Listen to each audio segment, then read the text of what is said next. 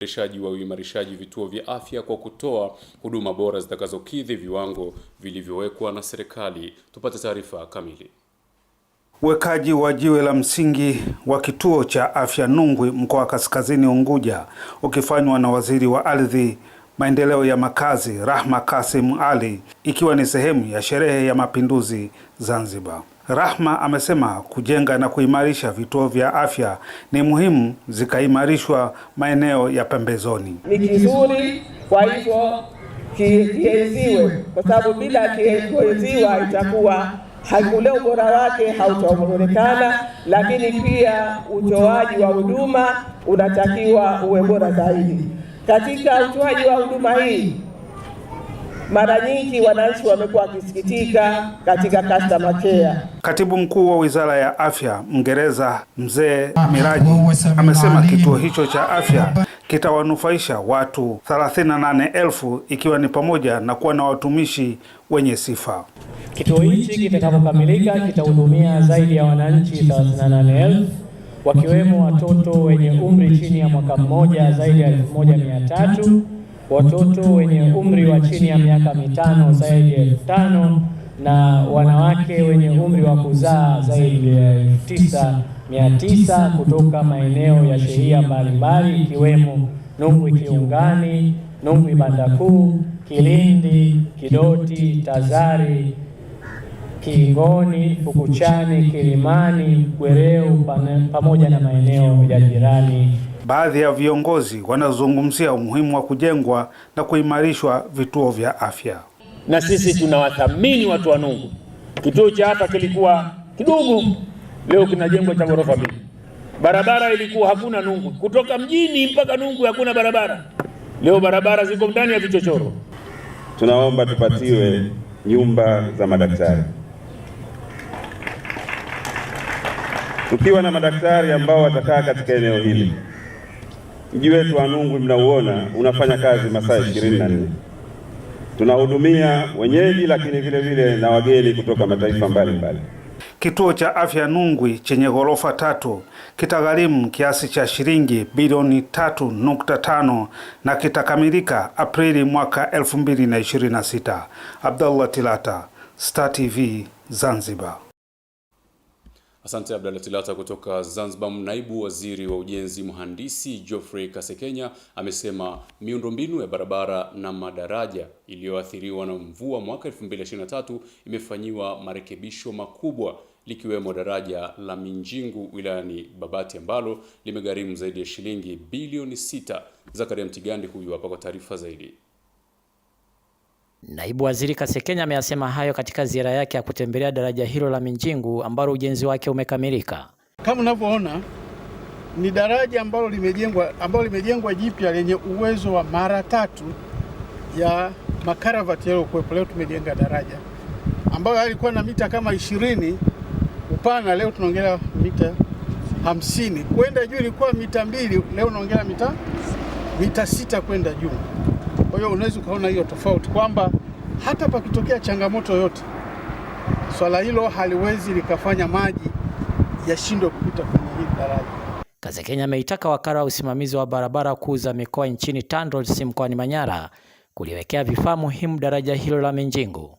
Kuwekwe alama zinazotakiwa, lakini pia madaraja kama ni vyema sana ukaweka pia taa ambazo zitafanya hapa pawe pazuri, hakikisha kwamba kingo zake zote zinalindwa.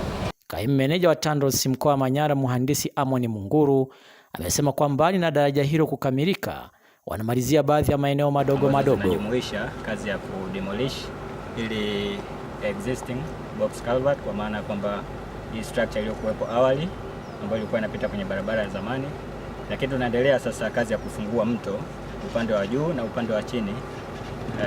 Pamoja na hilo tunaenda sambamba pia sasa na swala zima la kumobilize mawe na gabions, kwa maana vikapu vya mawe vile, ili kuprotect kingo zote za daraja. Madereva na watembea kwa miguu wanaotumia daraja hilo la Minjingu wamesema maboresho yaliyofanyika yanaridhisha. Magari yalikuwa yanashindwa kupita, lakini kupata daraja hili ambalo limejengwa na mzao wa Rocktronic ni jambo la furaha sana. changamoto ilikuwa ni kubwa hapa, ila kwa sasa naona tumefikia sehemu ambayo sisi tunaona kama tuko huru sasa katika barabara hii. Maana sisi hatujasomea, lakini hata ukijaribu kuangalia kwa macho yako kwa kweli iko vizuri, maana hata maji ikija namna gani maji yanapita. Mkoa wa Manyara una madaraja 5 yaliyojengwa upya baada ya kuathiriwa na mvua mwaka 2023. Zakaria Mtigandi, Star TV, Manyara. Asante Zakaria Mtigandi kutoka mkoani Manyara.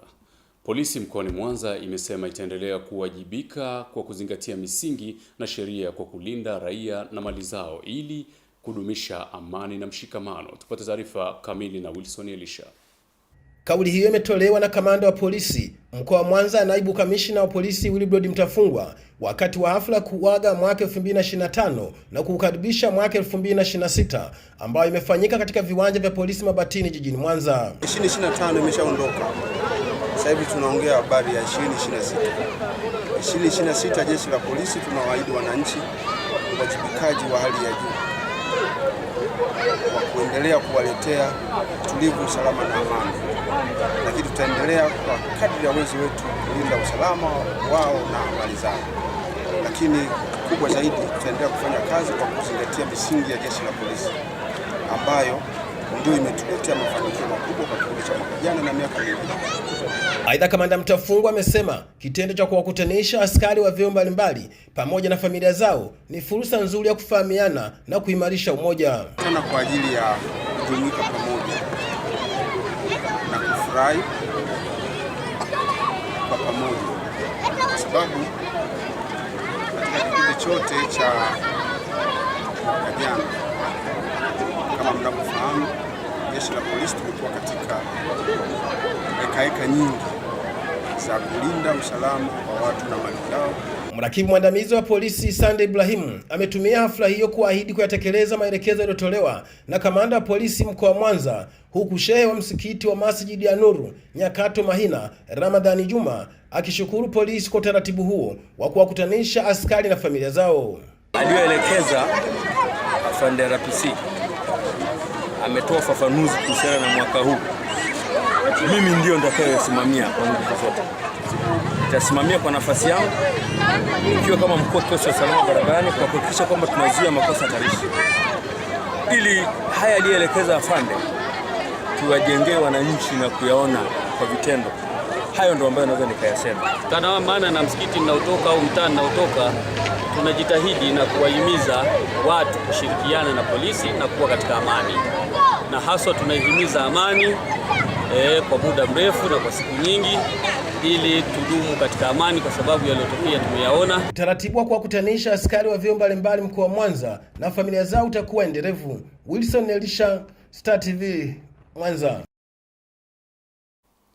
Sasa tuungane na Abdalla Pandu kutoka Zanzibar. Waziri wa Kazi na Uwekezaji Sharif Ali Sharifu amesema serikali ya Zanzibar itaendelea kutekeleza azma ya mapinduzi ya Zanzibar ya mwaka 64 kwa kuzindua miradi mbalimbali ya shule pamoja na shughuli zingine za kijamii.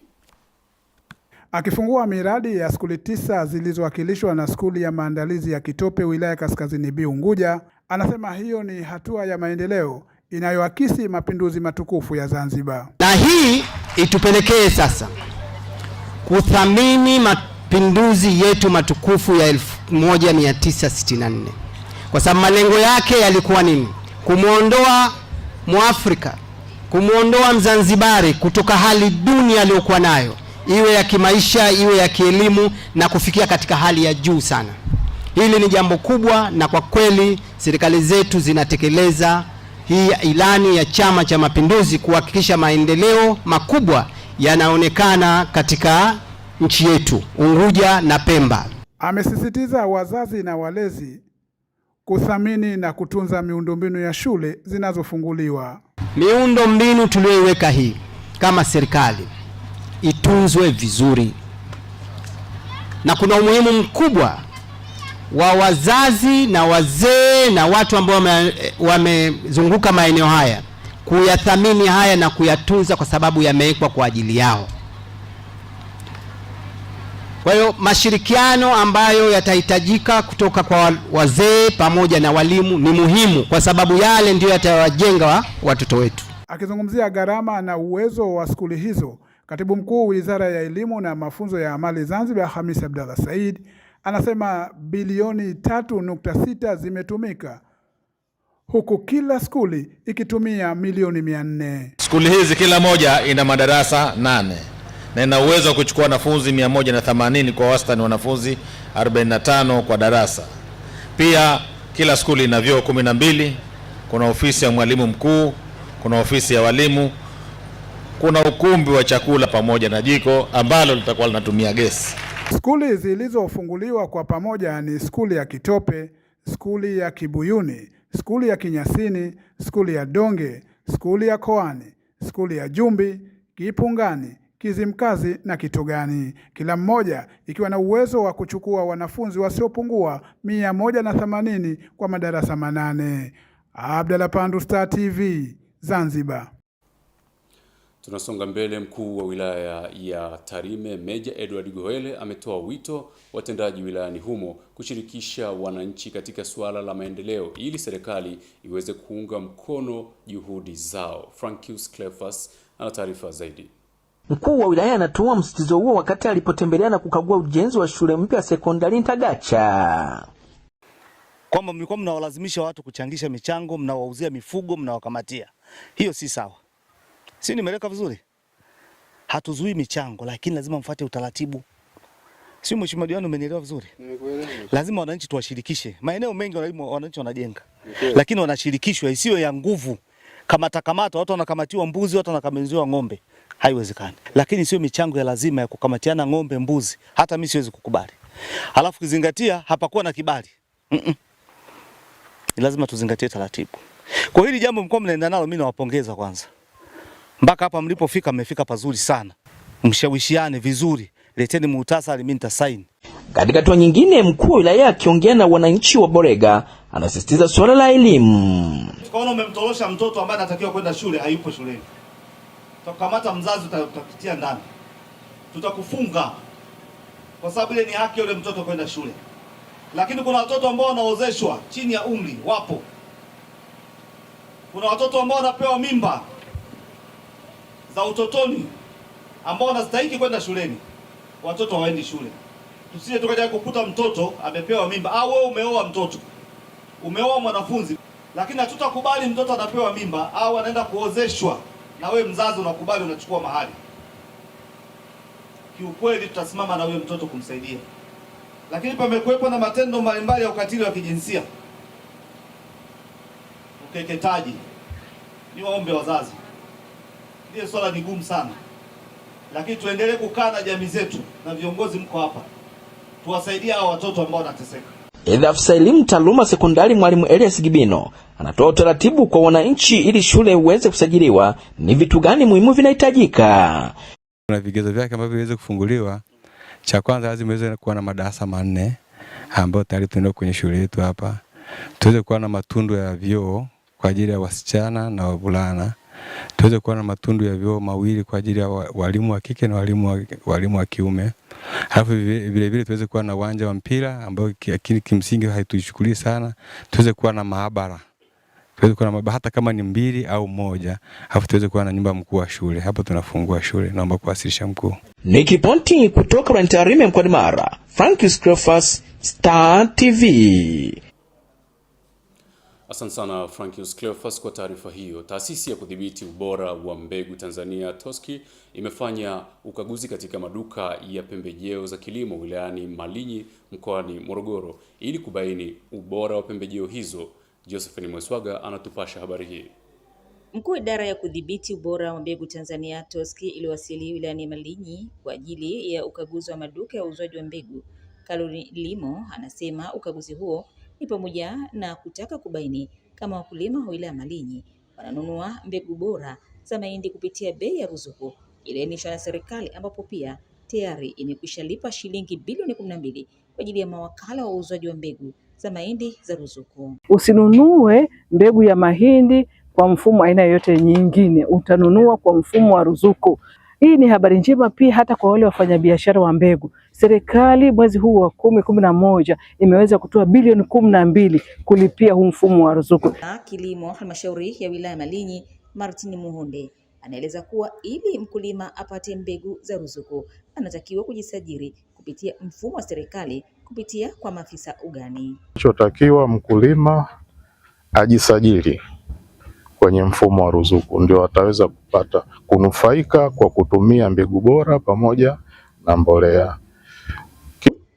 Kwa upande wake, mkaguzi wa ubora za mbegu kutoka TOSC William Lilonga anaelezea namna mkulima anavyoweza kutambua kama mbegu hiyo ni ya ruzuku, huku wakulima na wauzaji wa mbegu hizo wakaainisha namna wanavyonufaika na mpango huo. Mkulima anawezaje kuthibitisha kwamba hii mbegu ni ya ruzuku? Kwenye lebo yetu akinunua mbegu kuna lebo ambayo inaonyesha kwamba hii mbegu ni ya ruzuku, lakini sambamba na hilo akishanunua anaweza kuangua. Kwenye lebo yetu kuna sehemu ya kuangua kama sehemu ya vocha. Shukuru kwa mfumo huu wa serikali umetusaidia pia sisi kuwa tuna skani mbegu, tuna vibali pia, mafunzo pia ya TOSC namna ya kuhifadhi mbegu na pia tuna skani.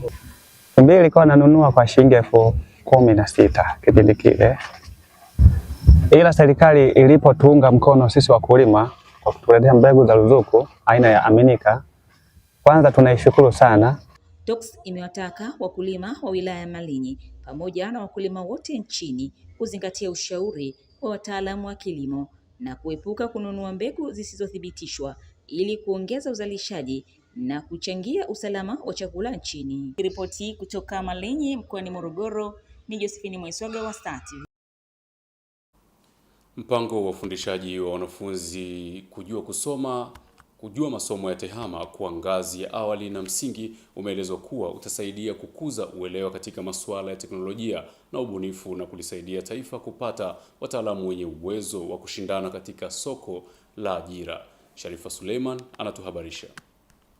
Mtaala mpya masomo umeelekeza wazi namna shule zinapaswa kutumia mbinu ya ushirikishaji kwa wanafunzi ili waweze kukuza uelewa juu ya somo fulani ili kuwa washindani haswa katika mabadiliko haya ya ulimwengu wa sayansi na teknolojia. Nakutana na mkurugenzi wa shule ya Princeton Junior Academy iliyopo Busenga, halmashauri ya wilaya Ilemela, Princeton Tomsanga Ibrahim.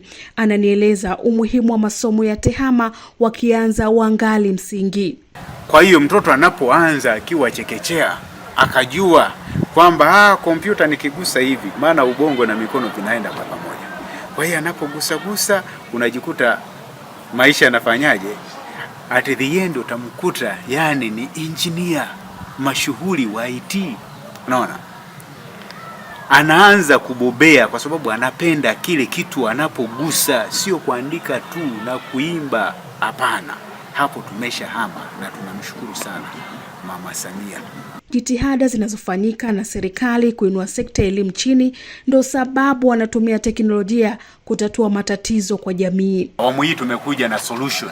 Ndio maana tumekuambia msingi wa Princeton ni kutatua matatizo ya jamii yaliyopo kwenye jamii. Unajikuta mtoto hata kuweka balbu anaogopa, maana wanamwambia umeme utakufanyaje, lakini hapa atazingatia, maana atajua kanuni za umeme. Kwa hiyo atakuwa na handle umeme, vitu vingine ataunganisha. Sola, yani unampa solar panels, anafanyaje? Anaunganisha. Hivyo vyote viko Princeton. Walimu wanaona suala la teknolojia na ubunifu kwa sasa halikuepeki katika dunia ya utendawazi na yenye ushindani kwa kila nyanja. Lazima tuende na sayansi ya vitendo. Sio wanafunzi kuandika darasani, kusoma na kufanya mitihani. Lazima tujikite katika vitendo ili hata mtoto anapohitimu hapa darasa la 7 kwa mtaala wa zamani au darasa la 6 awe na uwezo wa kuweza kufanya kitu. Anaweza akawa nyumbani akakaa na kubuni na kufanya kitu. Uko hivyo. Mtoto akimaliza darasa la 7 anapojiunga kwenda form 1 anachagua. Mimi nataka kuwa mfanyabiashara, atasoma masuala ya bookkeeping na commerce. Anataka kuwa daktari, tutaona anasoma physics na chemistry. Anataka kuwa labda fundi, kuna masomo pale yameandaliwa na serikali. Kutoka anapoanza form 1 mtoto atajiendeleza. Ni mikakati iliyopo ili kufikia azma ya serikali katika utoaji wa elimu iliyo bora kwa wanafunzi.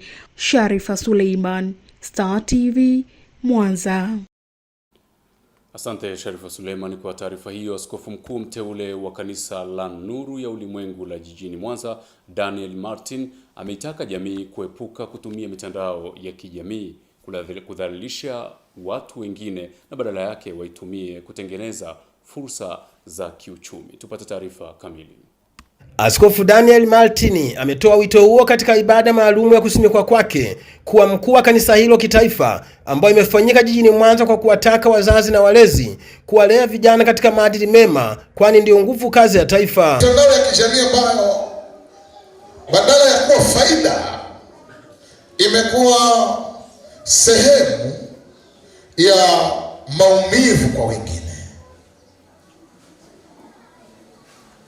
Mimi niwaombe sana, kama vijana, kama wamama wenye wanatumia mitandao, kama wababa wenye wanatumia mitandao. Awali katibu tawala wa wilaya Nyamagana mkoani Mwanza, Thomas Salala, amesema jamii inapaswa kujikita zaidi katika taasisi za ndoa ili kuepusha migogoro ya kifamilia inayoweza kusaidia kuwalea na kukua katika misingi yenye malezi na maadili yaliyo bora. Kupigania kuwa na taasisi ya ndoa imara, ili kutoka kwenye hiyo taasisi ya ndoa ndipo hapo tutapata makundi mengine yote ya vijana na makundi mengine ambayo kwa kweli na wenyewe yatakuwa imara. Kwa mimi kwangu mimi, wadau wote, serikali tunayo nafasi yetu ya kusema, lakini pia viongozi wa dini wana nafasi yao, makundi mengine, taasisi zingine zote, waandishi wa habari, ili na nyie kwa pamoja tukiongea lugha moja kwamba tunataka kuona familia imara kwenye nchi yetu, baba na mama wanaoheshimiana, wanaovumiliana kwenye changamoto. Askofu Zakaria Mwita wa jimbo la Mwanza na mchungaji mshirika wa kanisa hilo Justa Kusekwa wamezungumzia kusimikwa kwa askofu mteule na kuporomoka kwa maadili ndani ya jamii, huku katibu wa kamati ya amani ya mkoa wa Mwanza Askofu Robert Bundara akiwaasa viongozi wa dini kuwajibika kwa nafasi zao. Baada ya kusimikwa askofu mkuu na uongozi mkuu kitaifa kiujumla, ina maana sasa tunaenda kuifanya kazi katika uamsho mkubwa zaidi, ambao uamsho huo utakuwa unajikita Injili kwa watu wa rika zote. Elimu labda na malezi ya wazazi wetu, mila na desturi zimefikia mahali pa kufanya mmomonyoko wa maadili ya watoto wetu yaendelee kuwa chini. Vijana tusipowasogeza kanisani wakakosa neno la Mungu, watakosa maadili, watakutana na vitu vingine na tamaa za dunia, matokeo yake wataiacha imani ya kweli. Kusimikwa kwa askofu mteule wa kanisa hilo kumewashirikisha viongozi wa madhehebu mbalimbali ya dini, waumini na viongozi wa serikali. Wilson Elisha, Star TV, Mwanza. Zaidi ya wakazi 2000 wa vijiji vya Timkeni kata ya Uyui, Kazima kata ya Ifucha mkoani Tabora, ambao walitakiwa wahame maeneo yao kupisha utekelezaji mradi wa ujenzi wa kiwanda, wametakiwa kuendelea na shughuli zao katika maeneo yao kwa kuwa ujenzi wa kiwanda hicho umehamishwa. Sande Kabaye anatujuza taarifa hii. Maamuzi hayo ya serikali yamekuja baada ya wananchi wa vijiji vya Timkeni na Kazima kuendelea kulalamikia ukimya wa serikali wa ulipaji wa fidia ya ujenzi wa kiwanda cha mbolea katika maeneo yao kuchukua muda mrefu tokea kufanyika kwa tathmini ya kutwaliwa kwa makazi yao. Mimi na masikitiko makubwa sana baada ya kuja hawa watu kusema kwamba kuna mradi hapa, na walitulazimisha wakasema kwamba hivi utake usitake eneo linaenda na mradi. Tukasema sawa, na tarehe 17 mwezi wa 6 tulianza kuthaminiwa, na dokumenti yangu mwandishi wa habari kama unavyoiona hii hapa, kutoka ofisi ya ardhi, na walituelekeza pindi baada ya kuthaminiwa utakiwi kufanya shughuli yote ya maendeleo. Shughuli ambayo tulikuwa tuna sisi kuifanya ni harusi. Ukifa uruhusiwi kuzikwa. Wathamini walikuja wakasema eneo linalohitajika ni eneo la ekari 2750. Kwa hiyo kwa hoja hiyo ya kwamba huku eneo dogo kubwa, mimi nafikiri hawajamueleza vizuri. Kwa upande wao, baadhi ya wanawake Hadija Juma na Fatuma Shabani ambao wametwaliwa maeneo yao wamelalamika walivyoathirika kiuchumi wakati wakisubiria kulipwa fidia ya maeneo yao. Kama Mheshimiwa Rais unatusikia, tunaomba utushike mkono katika jambo hili, na sisi haki yetu ipatikane, na sisi tuonekane kama Watanzania kama watu wengine. Tunalala mahali ambapo tunavujiwa. Kuna wazee wengine mwezi wa 5 walikuwa ndo wanaandaa nyasi sasa ili wakatengeze majumba yao, wakaambiwa msifanye chochote. Tunataka tumuulize huyo diwani wetu Nyanda Skolola Sasa leo inakuwaje kwa swala hili la kiwanda? Leo tumempigia simu, tumemwita, amekataa kufika kama diwani. Tukimbilie wapi wananchi? Kufuatia malalamiko hayo kwa njia ya simu, tumezungumza na mkurugenzi wa halmashauri ya manispaa ya Tabora, Daktari John Pima. Amesema serikali imekwisha kutoa taarifa kupitia viongozi mbalimbali ya kutoendelea na mradi huo. Yapo maelekezo ya serikali yalitolewa na waziri wa kilimo mwenyewe, ndio Mheshimiwa Bashe, na aliyatoa public kwenye mkutano wa hadhara kabisa. Unaona, akawaeleza kwamba wananchi waendelee na uendelezaji wa maeneo yao. Tangu mradi ulipoletwa umekabidhiwa ofisi ya mkuu wa mkoa wa Tabora. Ile timu iliyokwenda kufanya upimaji kule na tathmini ni timu ya kamishna wa kanda, yani kamishna wa ardhi wa mkoa, haikufanyika kwenye manispaa level. Kwa maana hiyo sasa handling na msemaji wa jambo hilo ni mkoa. Hivi karibuni mkuu wa mkoa wa Tabora alinukuliwa akiwataka wananchi kuendelea na shughuli zao za kimaendeleo kwa kuwa mradi uliostahili kufanyika katika eneo hilo umehamishiwa katika kata Ilola Ngulu, wilaya ni Uyui. Sande Kabaye, Star TV, Tabora. Asante kwa kuendelea kutazama taarifa yetu ya habari kutoka hapa Star TV, na kuongozea naitwa Frankie Tower. Tunaenda mapumziko mafupi, tutakaporejea jicho letu mkoani linafuata.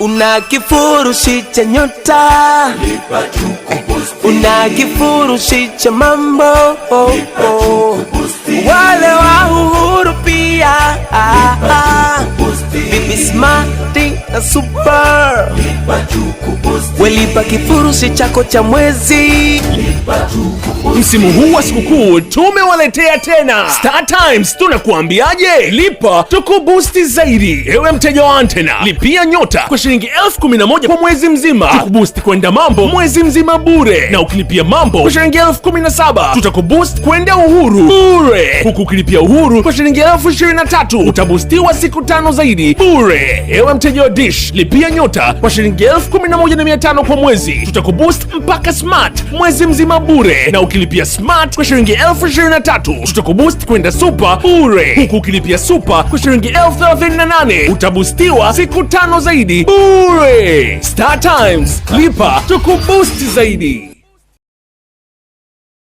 Nimefanikiwa kupata kazi kwa muda baada ya kutumia platform ya Nafasi. At first nilidhani ningeweza kuona listi za kazi na kuweza kuapply mwenyewe kwenye app, lakini nikaelewa kuwa app yenyewe ina apply kwa niaba yangu. Nikaweza kupata taarifa za interview na kujua nimechaguliwa kufanya interview zipi kwenye app. Kupitia Room ya God ilirahisisha zoezi zima kuwa rahisi tofauti na mwanzo.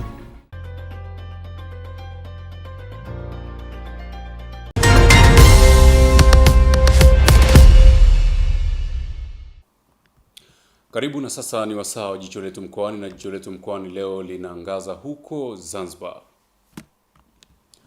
Waziri wa Nchi Ofisi Waziri Mkuu, Sera, Uratibu na Bunge, Daktari William Lukuvi amesema serikali ya Zanzibar inaendelea kuimarisha sekta ya elimu ili kila Mzanzibari apate haki ya elimu kwa mujibu wa utaratibu uliowekwa. Abdalla Tilata huyu hapa kwa taarifa zaidi. Ngoma maarufu ya Yakaso ya shule ya sekondari ya Fujoni ikipamba uwekaji wa jiwe la msingi katika daharia za wanafunzi wa chuo cha Indian Institute of Technology Madrasa kituo cha Zanzibar, ukifanywa na waziri wa nchi ofisi ya waziri mkuu, sera na uratibu wa bunge, Daktari William Vangimembe Lukuvi. Lukuvi ambaye yupo Zanzibar kwa muktadha wa sherehe za mapinduzi ya Zanzibar amesema kabla ya mapinduzi elimu ilikuwa ni haki ya wachache, lakini kwa sasa ni fursa kwa wote. Hatua hii imewezekana kupitia ushirikiano wa kidiplomasia na elimu kati ya serikali ya mapinduzi ya Zanzibar na serikali ya Jamhuri ya India, na hivyo kuimarisha nafasi ya Zanzibar katika ramani ya maendeleo ya sayansi na teknolojia. Ndugu wananchi, katika kutekeleza maono ya kitaifa ya kujenga uchumi unaoendana na kasi ya mabadiliko ya dunia leo, serikali imechukua hatua ya kimkakati kuanzisha chuo cha teknolojia cha India IITM Madras Zanzibar kama sehemu ya mageuzi ya elimu ya juu nchini. Dunia ya leo inashuhudia mabadiliko makubwa ya kiuchumi.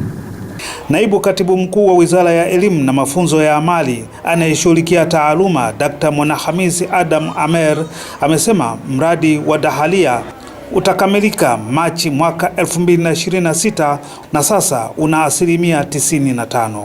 Chuo hiki kina uwezo mkubwa wa kuisaidia serikali kufikia dira ya taifa ya 2050 katika kutayarisha wataalamu wanaohitajika. Programu zilizopo hapa zinazoendelea sasa hivi ni za AI na data science. Kwa hiyo ni programu muhimu sana katika kutayarisha wataalamu wanaohitajika katika kutimiza vision yetu. Naibu Spika wa Baraza la Wawakilishi Mwanaasha Hamisi Juma amesema uwekezaji katika sekta ya elimu umefanikiwa kwa kiasi kikubwa. Tukiwa wasimamizi wa serikali, kazi yetu kubwa kusimamia na kushauri serikali katika miradi mbalimbali ya maendeleo na kupitisha fedha ndani ya chombo kile cha kutunga sheria. Tunaona kwamba zile fedha ambazo tunazipitisha zinaenda kutendewa haki kweli kweli, na kipindi hichi tumezidi kuona hivyo. Niwaahidi kwamba tutaenda kusimamia na kwenda kuona namna gani jinsi ya wizara hizi zinafanya kazi kwa maendeleo ya taifa letu. Ujenzi wa dahalia ya chuo cha IITM umegharimu kiasi cha shilingi bilioni 13 za Kitanzania. Abdallah Tilata, Star TV, Zanzibar. Asante Abdallah Tilata kutoka Zanzibar, na hilo lilikuwa ni jicho letu mkoani. Baada ya mapumziko mafupi, habari za biashara na uchumi zinafuata.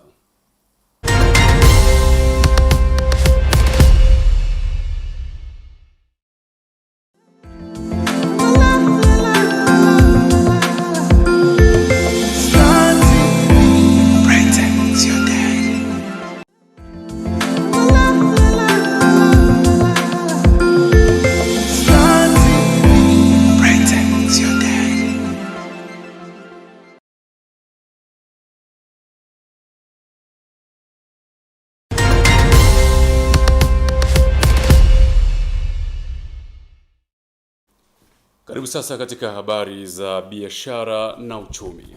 Waziri wa Nchi Ofisi ya Makamu wa Rais, Muungano na Mazingira, Mhandisi Hamad Yusuf Masauni amesema Pemba ina vivutio vingi vya utalii, hivyo ujenzi wa bandari ya mkoani Pemba itafungua zaidi milango katika sekta mbalimbali. Mheshimiwa Masauni amesema bandari ya mkoani ni kiunganishi na muhimili wa maisha ya kila siku ya wananchi wa Pemba na lengo la biashara, elimu, afya, utalii na mshikamano wa kijamii kati ya Pemba, Unguja na Tanzania bara.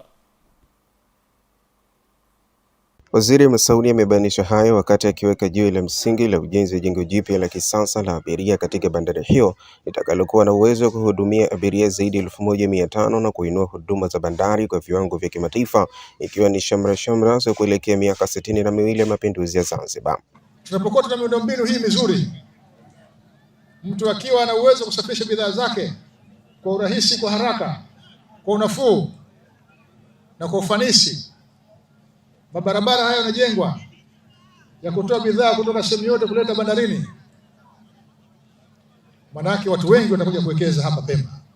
Amesema ujenzi wa jengo hilo unatokana na mkataba wa uwekezaji kati ya shirika la bandari la uwekezaji wa Fumbaport, akibainisha kuwa ni mfano mzuri wa ushirikiano kati ya serikali na sekta binafsi katika kuharakisha maendeleo ya miundombinu ya kimkakati. Na mkurugenzi mkuu wa shirika la bandari Zanzibar, Akif Al-Khamis, amesema kukamilika kwa mradi huo kutasaidia kwa kiasi kikubwa kukabiliana na changamoto upatikanaji wa usafiri wa uhakika kwa abiria wanaosafiri kati ya Pemba, Unguja na Tanzania bara.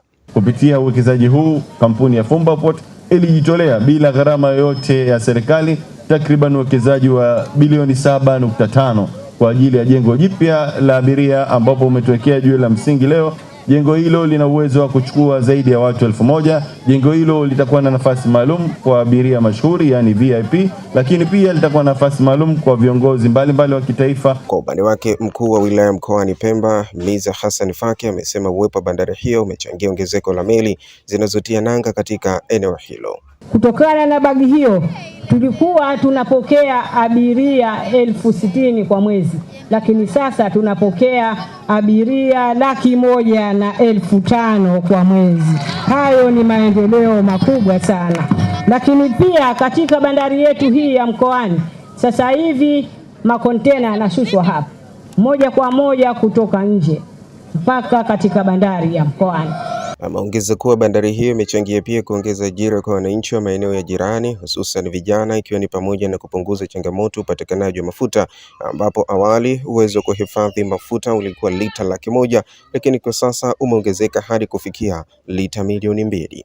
Abdullah Othman, Star TV. Wakazi wa halmashauri ya wilaya ya Kaliua mkoani Tabora wametakiwa kushirikiana na halmashauri hiyo kuhakikisha inapata mafanikio kupitia ukusanyaji mapato ili iweze kutoa huduma bora. Robert Kakwesi anatuarifu taarifa hii. Wakazi wa wilaya ya Kaliua wakiwemo watumishi, wafanyabiashara, wafugaji na wadau wengine katika mkutano wa hadhara ambao uongozi wa halmashauri ya wilaya umepanga kutoa huduma bora zaidi kwao. Sisi kama madiwani, kauli mbiu yetu wana Kaliua, wana Uliankuru, jambo letu ni moja tu. Jambo letu moja, tunaomba ushirikiano mkubwa sana katika kukusanya mapato ya halmashauri. Tunajua nyie ndio wadau wakuu. Wakazi hao pia wanaelezwa habari njema ya kupatikana baraza la ardhi na kuondokana na kusafiri nje ya wilaya kupeleka mashauri yao yanahusu migogoro ya ardhi. Na hii itasaidia migogoro kuweza kuisha ndani ya wakati na kwa haraka zaidi. Kwenye eneo hilo pia nitaomba tunapokwenda huko tuwaelekeze sasa wananchi wetu kwamba punde tutakuwa tuna baraza letu la ardhi. Kwa hiyo na mashauri yetu yote yasivuke wilaya, tuyatatue sisi wenyewe. Wawakilishi wa wananchi wanasisitiza wakazi hao hawakukosea kuwachagua. Nimekuja kuhakikishia kufanya kazi zenu bila kuchoka. Niombe sana ndugu zangu wana Uliankuru, tutengeneze mashikamano kwa ajili ya maendeleo yetu. Maendeleo hayana chama, maendeleo ni yetu kwa pamoja. Serikali inaendelea kujenga miundombinu ya mashule, miundombinu ya barabara na miundombinu mbalimbali. Mmetisha nyie. Uliankuru mmepata mbunge nyie. Mlihitaji mbunge mchapakazi, jasiri, asiogopa. Huyu hapo Rufungija. Nitumie fursa hii kumwombea ndugu yangu Jafari Masanja Rufungija. Ni mtu wa maana, mpeni ushirikiano. Uongozi wa wilaya ya Kaliua unataka wilaya hiyo iwe ya mfano kwa kutoa huduma bora kwa wakazi wake katika mkoa wa Tabora na hata nchini kwa ujumla. Robert Kakwesi, Star TV, Tabora.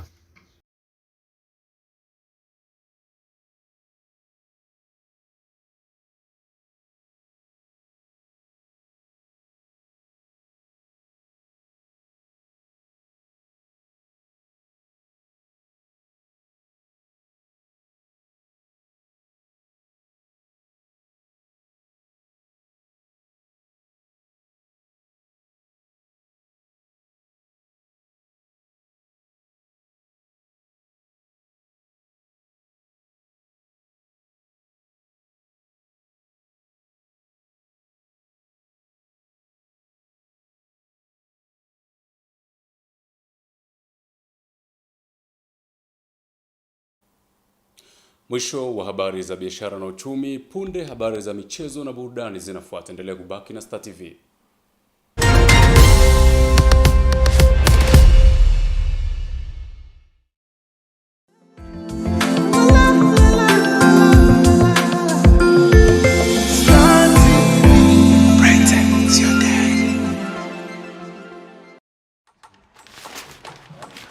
This is AFCON, my friend. Everything is a competition. Everything.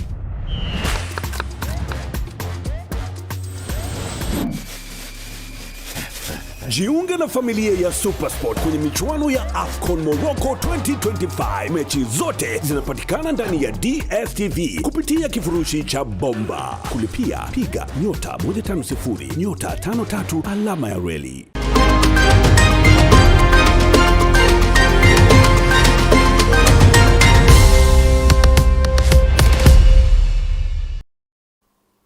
Karibu sasa katika habari za michezo na burudani.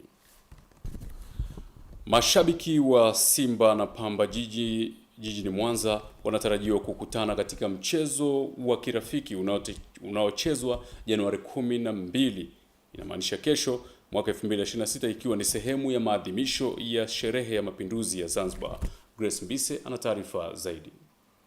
Akizungumzia mchezo huu, afisa michezo jiji la Mwanza Mohamed Bitegeko amesema mchezo huo unalenga kuimarisha umoja, mshikamano na upendo miongoni mwa mashabiki wa timu hizo ndani ya mkoa wa Mwanza. Mechi hii itafanyika tarehe 12 Januari 2026, siku ya mapumziko ya sherehe ya mapinduzi matukufu ya Zanzibar. Mechi hii itachezwa katika uwanja wa Nyamagana hapa jijini Mwanza. Lengo kuu la mechi hii si ushindani wa kawaida peke yake, bali ni katika kuendeleza umoja, mshikamano, upendo miongoni mwa mashabiki wa Simba pamoja na Pamba Jiji waliopo mkoani Mwanza. Tunayo furaha kubwa kuwajulisha kwamba mgeni rasmi katika tukio hili muhimu atakuwa mkuu wetu wa mkoa wa Mwanza, Mheshimiwa Saidi Mtanda. Mchezo huo utahusisha wachezaji wa kongwe waliowahi kuzitumikia Simba na Pamba Jiji, akiwemo Willibrod Mweta, Amri Maftaa, Fumo Felician, ambao wote watashiriki ili kuongeza mvuto wa kumbukumbu ya mashabiki wa soka. Tumemwalika Alfani Ngasa, wengi wanamfahamu baba yake na Mrisho Ngasa, lakini tumemwalika Halid Bitebo akijulikana kwa jina la Zembwela, tumemwalika Juma Amiri Maftaa, lakini tumemwalika Kazungu, yupo Hamza Mponda, lakini yupo Fumo Felician, wote hao tumewaalika. Kwa upande wao, baadhi ya mashabiki wa Simba na Pamba Jiji wameendelea kuonesha tambo na majigambo kuelekea mchezo huo. Mimi kama mwakilishi wa mashabiki kwa upande wa klabu ya Pamba Jiji, niwaambie mashabiki wa klabu ya Simba, niwaambie kaka yangu Philbert Kabago, mashine zetu za kazi hivi ninavyozungumza zinaendelea na mazoezi, na hata upatikanaji wetu umekuwa ni mgumu kidogo kwa sababu tulikuwa kambini tayari kwa ajili ya mchezo wa Jumatatu. Sisi tumejipanga vizuri kwa sababu tunafahamu mchezo huu na tumekwisha anza mazoezi, tuko vizuri. Tukio hilo litatanguliwa na michezo mbalimbali ya wanawake ikiwemo kuvuta kamba kabla ya mchezo wa wanaume kuanza majira saa 10 jioni, ambapo mshindi wa kwanza atajinyakulia kitita cha shilingi milioni 1 pamoja na kombe, huku mshindi wa pili akipata shilingi 300,000. Grace Mbise, Star TV, Mwanza. Asante Grace Mbise kwa taarifa hiyo. Bondia Simon Mrema kutoka mkoani Kilimanjaro ameibuka mshindi kwa kumpiga knockout bondia Karage Simba kutoka Dar es Salaam katika tamasha la ngumi lililopewa jina la usiku wa kisusio uliofanyika Jumamosi hii mkoani Kilimanjaro. Diana Rose Chazi huyu hapa kwa taarifa zaidi. Mapambano mbalimbali yakiendelea katika tamasha la ngumi lililopewa jina la usiku wa kisusio, huku mabondia kutoka mkoa wa Kilimanjaro na mikoa jirani wakionyesha umahiri wao katika ulingo. Pambano la Simon Mrema wa Kilimanjaro pamoja na Karage Simba kutoka Dar es Salaam, pambano lililotakiwa kuwa na raundi 6, lakini katika raundi ya kwanza sekunde ya 20 Simon Mrema akaibuka kidedea kwa kumpiga knockout mpinzani wake Karage Simba. Ushindi huu alikuwa rahisi. Karage Simba ni bondia mzoefu, ana mechi 30. Hivyo sio mipango yangu mimi, ni mipango ya Mwenyezi Mungu, kwa sababu nimehangaika muda mrefu sana. Nimehangaika sana na kufanikisha hii na mimi ninavyoona. Asanteni watu wote mnaweza kunisupport. Ushindi huu sio wa kwangu, ni wa kwenu nyie. Na viongozi wa serikali, ushindi ni wa kwenu. Ushindi ni wa kwenu. Tunaomba mtushike mkono. Tamasha hilo limeshuhudiwa na watu mbalimbali wakiwemo viongozi wa mkoa huku mgeni rasmi Sergeant Amiri Kimaro ambaye ni mjumbe wa kamati ya ulinzi na usalama mkoa wa Kilimanjaro kutoka ofisi ya mshauri wa mgambo mkoa akawasihi vijana kuendelea kufanya mazoezi ili waweze kwenda mbali zaidi kupitia mchezo huo. Walimu wafundishe wapiganaji wao namna ya kuguide pumzi, watembelee katika gyms mbalimbali kwa ajili ya kutengeneza pumzi, na mazoezi yafanyike ya mara kwa mara kabla mtu hajapanda ulingoni. Hivyo walimu wanaofundisha boxing Kilimanjaro wazingatie hayo. Sisi kama Azania Benki tuna fahari kubwa ya kuwa sehemu ya wadau muhimu wa kusapoti michezo katika mkoa wetu. Tumekuwa katika michezo mbalimbali, na pale ambapo tunafuatwa na wadau katika kusaidia michezo, basi sisi tuko mstari wa mbele kuhakikisha kwamba tunawaburudisha wateja wetu, tukiamini kwamba wateja wetu wapo katika sekta mbalimbali za upenzi wa michezo. Kama alivyosema na kiongozi hapo Mheshimiwa Kimaro, ni kwamba unahitaji pumzi, strength. Huwezi kuwa hapa kama una pumzi, kama una strength. Lazima dakika ya kwanza ya pili utatoka nje. Hivyo tuko hapa kwa ajili ya kuhamasisha michezo kwa upande wa boxing, upande wa riadha, upande wa strength kama kunyanyua vyuma. Tunawakaribisha. Waandaaji wa tamasha hilo wamesema huu ni mwanzo, kwani wamejipanga kuandaa matamasha mengi zaidi. Huu ni mwanzo, lakini hakika tumepania karibu, tunataka angalau kila baada ya mwezi mmoja miwili tufanye pigano moja kubwa sana hapa Kilimanjaro kama mnavyoona. Naamini kwamba itawezekana. Diana Rose Charles, Star TV, Kilimanjaro. Asante Diana Rose Charles kutoka mkoani Kilimanjaro. Na sasa